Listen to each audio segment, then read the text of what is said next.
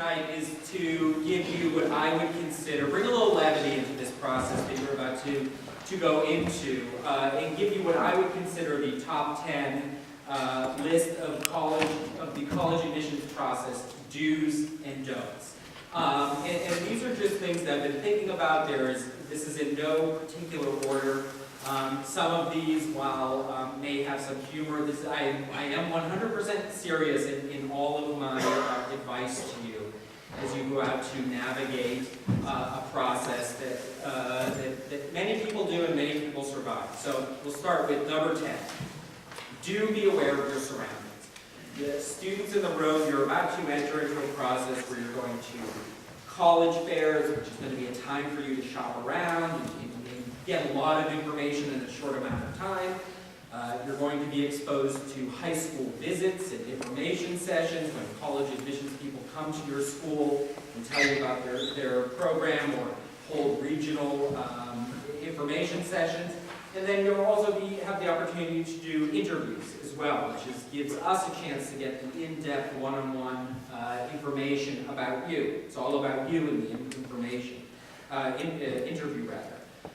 Don't, however, use the crowded college fair as a venue for you to hold your college admissions interviews. So in other words, look around, use your surroundings. If you see that you're at the George Washington table, for example, and there's a line of 30 people, you probably are just going to have a quick interaction with me, and chances are, since I've seen 100, 200 people at that particular college fair, our conversation isn't going to be as meaningful as it will be if you come to see me at a high school visit or at an information session, or if you schedule an interview with me.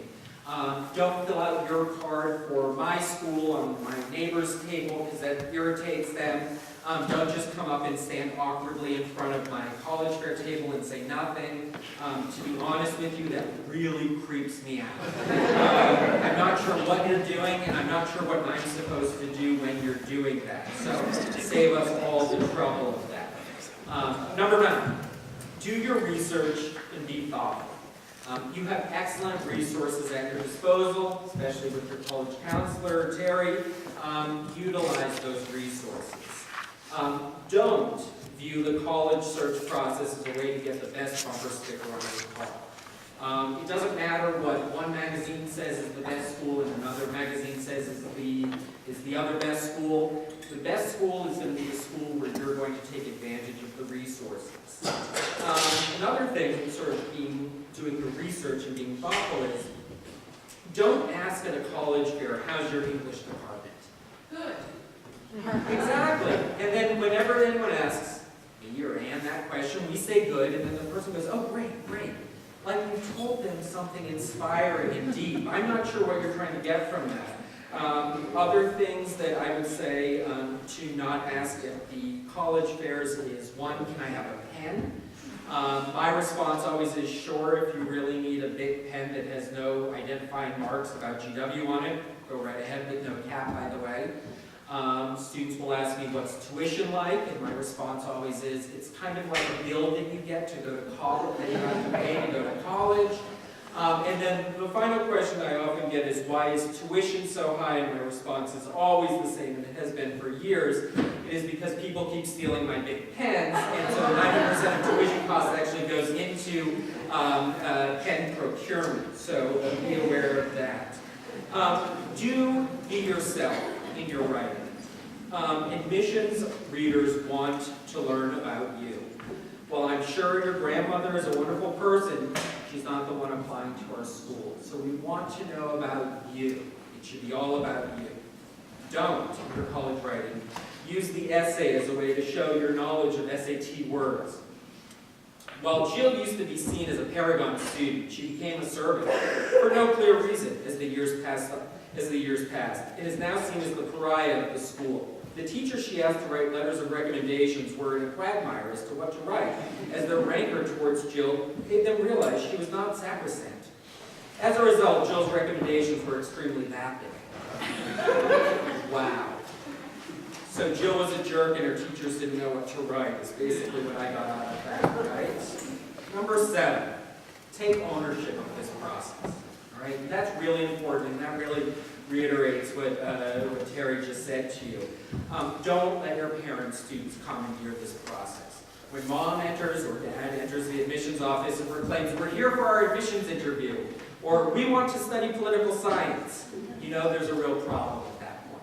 Okay? It's not a we, though your parents are more than welcome to apply to either of our schools, and we're happy to take tuition checks from two members of the family at the same time. And now with gender-neutral dorms at a lot of colleges, you and your mom could room together. My guess is you don't want to. So take ownership. This is the only time in your life when you can really, in your parents, you can embarrass them before they embarrass you. So remember that. Number 6, do demonstrate your interest to the school, but don't stalk us. Okay? So there's a fine line. How do you demonstrate your interest versus am I being a stalker? So, you know, we put on programs, we come to your schools. These are all great ways to get to know us, but you don't have to ask the same question every time you see me, or you don't have to always say the same exact rehearsed speech in front. So just be wary. Sometimes the stalking can happen in the eyes, so you know, just be cognizant of the eyes there. Do listen. I know that this is a hard thing for people to do, but I can't tell you how many times I do a high school visit or information session. I always start out and I say, I'm going to talk to you for the next 15 or 20 minutes to tell you about the distinguishing characteristics of, in my case, George Washington University. Never fails. When I end, someone will raise their hand. I'll say, yeah. They'll say, so what distinguishes George Washington University from other schools? And I always say, beyond the things that I just spoke about for the last 20 minutes, why don't we talk about this after? Or I'll say, you know, GW has an unbelievable study abroad process. Does GW offer study abroad? So be cognizant. Don't sit there and think about what question I'm going to ask. Actually listen to what's being said to you. And that can apply to your life forevermore, and it will make you the better person as a result. Number 4, do check your email, including your spam folder as well. That's important. That's how we communicate with you. So you can't say, you know, I never knew that my application was incomplete, or, you know, no one ever told me that this was happening in my area. First of all, the internet is very, or email is so sophisticated now. We know how many times you open that email. In fact, just the other day, a student called me and said, oh, I never knew that my file was incomplete. I said, well, that's weird, because you opened the email 20 times over the last 2 weeks. There was kind of a dead silence there. So, and also, be sure that you're not using an inappropriate email address. You know, if your email is too cool for school at, you know, whatever it is.com, maybe it's time to think about a different email address.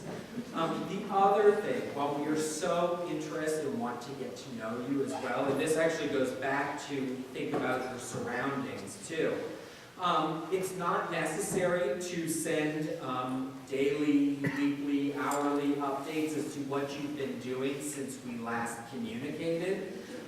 Some schools really do embrace that and have the ability and have the opportunity and the fortune, rather, to interact on a much more close level with their applicants. Other universities don't have that, larger places in particular.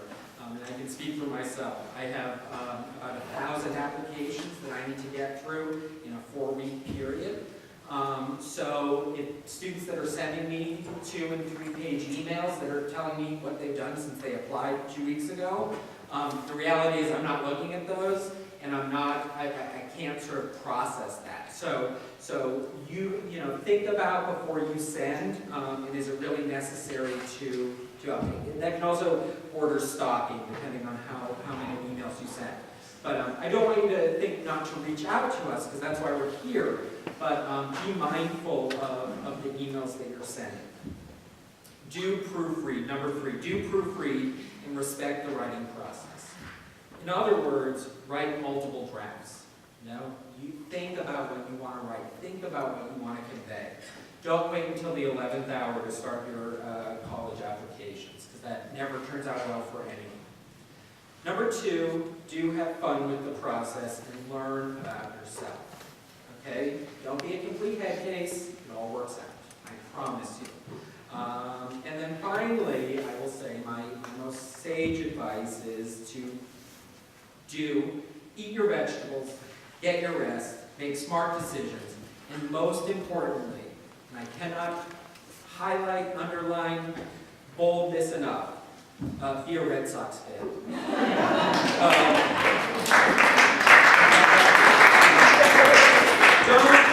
Don't worry, this is my final note, don't worry, I've never heard of someone dying because of the college admissions process.